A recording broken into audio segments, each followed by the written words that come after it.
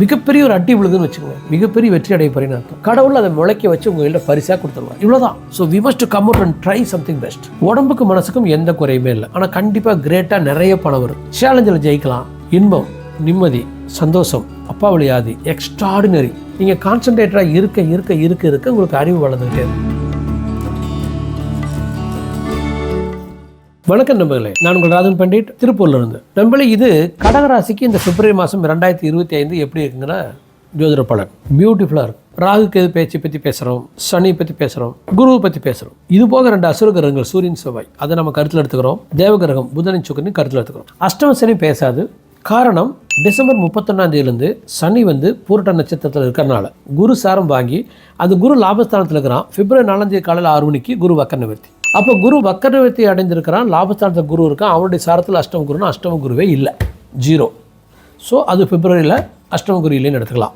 குரு லாபஸ்தானத்தில் எக்ஸ்ட்ராடினரியாக இருக்கிறான். 3ஆம் வீட்டை பார்க்குறான், 5ஆம் வீட்டை பார்க்குறான், 7ஆம் வீட்டை பார்க்குறான். எக்ஸ்ட்ராடினரி. ராகு கேது பற்றி பேசுகிறோம். கேது 3ஆம் வீட்டில் பியூட்டிஃபுல்லாக இருக்கான். ராகு 9ஆம் வீட்டில் சுக்கரனோட எக்ஸ்ட்ராடினரியாக இருக்கான். அதில் 9க்கு அதிபதியும் உங்களுக்கு 11க்கு அதிபதியும் சுக்கரன் குரு பரிவர்த்தனை யோகம் வேறு. இதுவாக 12ஆம் வீட்டில் செவ்வாய், அது சரியாக இல்லை. புதன் 7ஆம் வீட்டில் சூரியனோட ஓகே, குட் அனஃப். 8ஆம் வீட்டுக்கு போகிறான், ஓகே, நாட் பேட், அல்லது கொஞ்சோண்டு பேட், அப்படி எடுத்துக்கலாம். சரி, இப்போ பலன் என்ன? உடம்புக்கு மனசுக்கும் எந்த குறையுமே இல்லை. என்ன காரணம்னா, அஷ்டம சனி பேசாத ஒரு காரணம், சுக்கரன் ராகு சேர்க்கை ஒரு காரணம், லாபஸ்தானத்துக்கு குரு ஒரு காரணம், 7ஆம் வீட்டில் இருக்கிற சூரியன் புதனும் 10ஆம் தேதி வரைக்கும் உங்கள் ராசியை பார்ப்பது ஒரு காரணம். அதன் பிறகு சூரியன் புதனும் 12 பிப்ரவரியில் 7ஆம் வீட்டில் இருந்து அவங்க 8ஆம் வீட்டுக்கு போயிடுறாங்க. 8ஆம் வீட்டில் சூரியன் புதன் சனி சேரலாம்னா சேரலாம், விபரீத ராஜயோகம் தான். அப்போ டெஃபினட்டாக இது அஷ்டம சனி இல்லை. அப்போ உடம்பு மனசு நன்றாக இருக்குது. ஒரு 90% ஒரு 100% உடம்பு மனசும் இருக்கலாம். உடம்பு எக்ஸலண்ட்டாக நினைத்த காரியங்களை அடையும். செல்வம், செல்வாக்கு, அந்தஸ்து, மரியாதை, குடும்ப ஒற்றுமைன்னு சொல்ல முடியாது. குடும்பத்தில் ஆர்குமெண்ட்ஸ் வரலாம், பணம் முன்ன பின் ஆகலாம். ஆனால் கண்டிப்பாக கிரேட்டாக நிறைய பணம் வரும், எக்ஸ்ட்ராடினரியாக பணம் வரும். என்ன காரணம்? லாபஸ்தானத்தில் இருக்கிற குரு லாபஸ்தானாதிபதியோட சுக்கரனோட குரு பரிவர்த்தனை அடைகிறது. கேதுவுக்கு குரு பார்வையும் சூரியன் புதனுக்கும் குரு பார்வையும் கிடைக்காது. அப்போது பணம் வெற்றியில் எந்த குறையுமே இல்லை. பார்ட்னர்ஸோட தொந்தரவுக்கான ஒன்றும் பெருசாக இல்லை. கூட்டாளி, மனைவி, மக்கள் நல்லா போகுது. சொத்து விருத்தி இருக்குது. எடுக்கிற முடியலைங்க, ஜெயிக்கிறீங்க. சாப்பாடு, தூக்கம், துணிமணி, வண்டி, வாகனம் நன்றாக இருக்குது. அம்மாவுக்கு நல்லா இருக்குது. கடன் வாங்கலாம். எப்படி கடன் வாங்கலாம்னு சொல்கிறேன். நான் எந்த விஷயத்தை சொன்னாலும் காரணம் இல்லாமல் நான் குத்து வைப்பாக சொல்ல மாட்டேன். 6ஆம் வீட்டுக்கு அது குரு உங்களுக்கு லாபஸ்தானத்தில் இருக்கிறான்னா எதிரினாலையும் கடனாலையும் லாபம்னு அர்த்தம். அப்போ ஒன்று கடனை கட்டிடலாம், அல்லது புதிதாக நல்ல கடனை வாங்கலாம். போட்டியில் ஜெயிக்கலாம், சேலஞ்சில் ஜெயிக்கலாம், நோயிலேருந்து வெளியே வந்துடலாம், பிரச்சனைலேருந்து வெளியே வந்துடலாம். திருமண வாழ்க்கை, நட்பு, கூட்டு, இட்ஸ் ஓகே, குட் அனஃப்.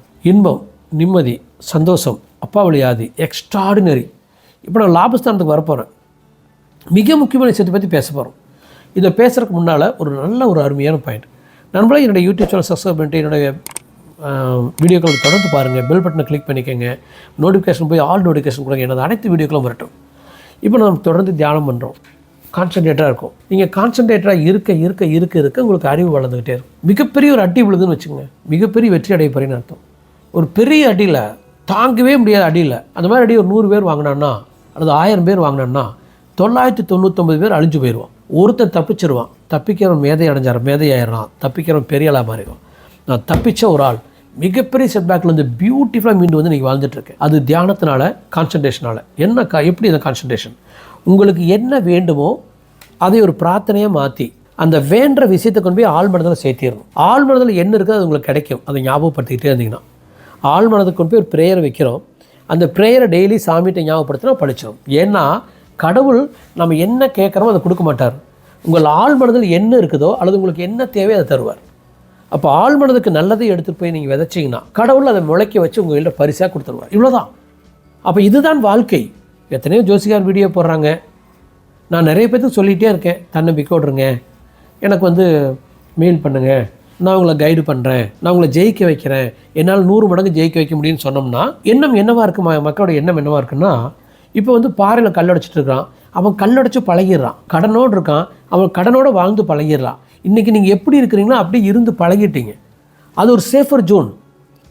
நீங்கள் சவுக்கில் அடி வாங்கினீங்கன்னா கூட, நீங்கள் துன்பப்பட்டீங்கன்னா கூட அந்த துன்பத்துக்கு நீங்கள் பழகிடுறீங்க. அதுலேருந்து வெளியே தப்பிக்கிறதுக்கு ஒரு வழி இருக்குன்னு சொன்னால் அந்த வழி தான் உங்களுக்கு ரிஸ்க்காக தெரியுது ஒழிய ஏற்கனவே பட்டுட்டு இருக்கிற அடி உங்களுக்கு கஷ்டமாக தெரியறதில்லை. அடி பழகிறது. இதுதான் மனது. Safer zone life we can fail. நீங்கள் பாதுகாப்பாக வாழ்றதா நினச்சிங்கன்னா நீங்கள் தோற்றுக்கிட்டு இருக்கிறீங்க, இனிமேலும் தோப்பீங்கன்னு அர்த்தம். So we must come out and try something best. So என்னோட தொடர்ந்து ட்ராவல் பண்ணுற போது முயற்சிக்கலாம், வெற்றி அடையலாம். என்னால் எளிதாக 5 மடங்கு வேகத்தில் வெற்றியடைய செய்ய முடியும். ஒரே வருடத்தில் 5 மடங்கு இலக்கை அடைய முடியும். 5 வருட இலக்கை அடைய முடியும். 5 மடங்கு அடைய முடியும். மனதை ஒரே ஒரு மாதத்தில் 100 மடங்கு தெளிவாக உறுதியாக ஆக்க முடியும். ஸோ இதெல்லாம் ஜஸ்ட் ஒரு நார்மல் தியானம், பியூட்டிஃபுல் தியானம். இது வந்து கடவுளை உணர்வதல்ல, வெற்றி அடைவது. வெற்றி அடைவதுக்கு மனதை தயார்படுத்துறது கடவுளையும் புரிஞ்சுக்கிறோம். ஸோ இந்த மாதிரி என்னோட ட்ராவல் பண்ணுறபோது உங்களுக்கு நல்ல கருத்துக்கள் அருமையாக கிடைக்கும். இப்போ நம்ம லாபஸ்தானத்தை பற்றி பேசிகிட்டு இருந்தோம். பெருத்த லாபம், பெருத்த வெற்றி நீங்கள் எடுக்கிற முடியலான்னு கிடைக்க போகுது. மிகப்பெரிய புகழ் கிடைக்க போகுது. எக்ஸ்ட்ராடனரி வித் லைஃப் பார்ட்னருக்கான வாய்ப்பு இருக்குது. காரணம் குரு பார்வை உங்களுடைய 7ஆம் வீட்டுக்கு. ஸோ நீங்கள் கொஞ்சம் அனுசரித்து போனீங்கன்னா பார்ட்னரோட, பிஸ்னஸ் பீப்புளோட மிகப்பெரிய வாழ்க்கையை இந்த பிப்ரவரியில் அடையலாம். அப்போ திட்டம் போட்டு பிப்ரவரியில் நல்லதை விதைச்சிங்கன்னா இந்த ஒரு வருடம் நன்றாக இருக்கிறதுக்கு வாய்ப்பு இருக்குது. காரணம் என்னென்னா, நம்மளுக்கு சனி பேச்சு ஆன பிறகு சனி வந்து உங்களுக்கு 9க்கு போயிடுறான், அஷ்டமத்தில் ராகு இருக்கான், குரு 12ஆம் வீட்டுக்கு வந்துடுறான், கேது 2ஆம் வீட்டுக்கு வர்றான்.